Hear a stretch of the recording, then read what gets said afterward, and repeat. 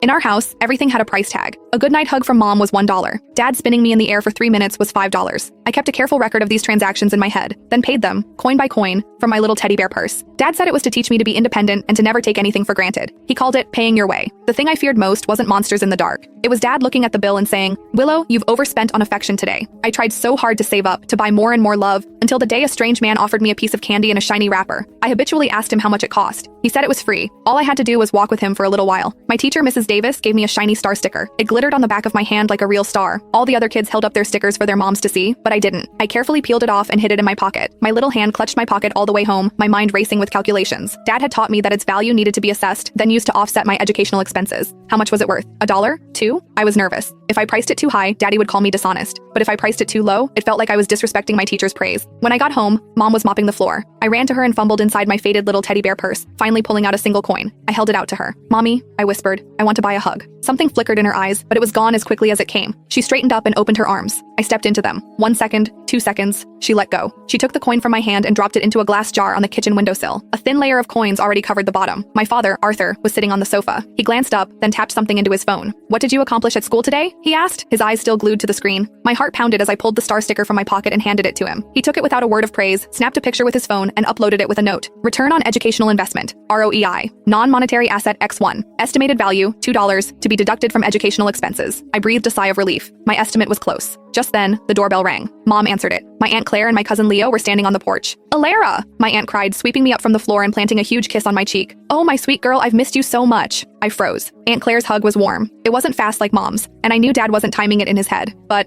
this hug was too expensive. I squirmed out of her arms and hid behind my mother, clutching her dress. "Mommy, Auntie's hug. How much do I have to pay? I don't have enough money. Can I owe you?" The smile vanished from my aunt's face. She stared at me, then at my parents, her expression one of pure disbelief. My cousin Leo, a year older than me, didn't understand the sudden shift in mood. He ran over and pushed his transformer into my hands. "Here, Willow, you can play with this." I recoiled as if I'd been burned, clutching my teddy bear purse to my chest. "I can't just take things from you." "Arthur, Alara, look at what you've done." Aunt Claire finally exploded, her finger trembling as she pointed at my parents. "Are you insane? You're turning a child into a monster. This is a home, not a corporation." My father adjusted his glasses. "You don't understand, Claire," he said calmly. "This is a progressive parenting philosophy. We're cultivating her independence, teaching her the value of things. It will give her a competitive edge later in life." "Independence? A competitive edge?" My aunt laughed, a harsh, bitter sound. "She's 4 years old. What she needs is unconditional love, not a damn quid pro quo." My mother tugged on her sister's arm. "It's okay, Claire, please. This is our way. Don't interfere." Aunt Claire looked at my mother, her eyes filled with disappointment. The argument ended, as it always did, in a tense stalemate. As my aunt was leaving, her eyes shimmering with tears, she knelt down and secretly pressed a piece of candy into my hand. The wrapper was so shiny, more beautiful than anything I'd ever seen. She lowered her voice. "Listen to me, Willow. What your aunt gives you is love. Love, sweetheart. Love is free.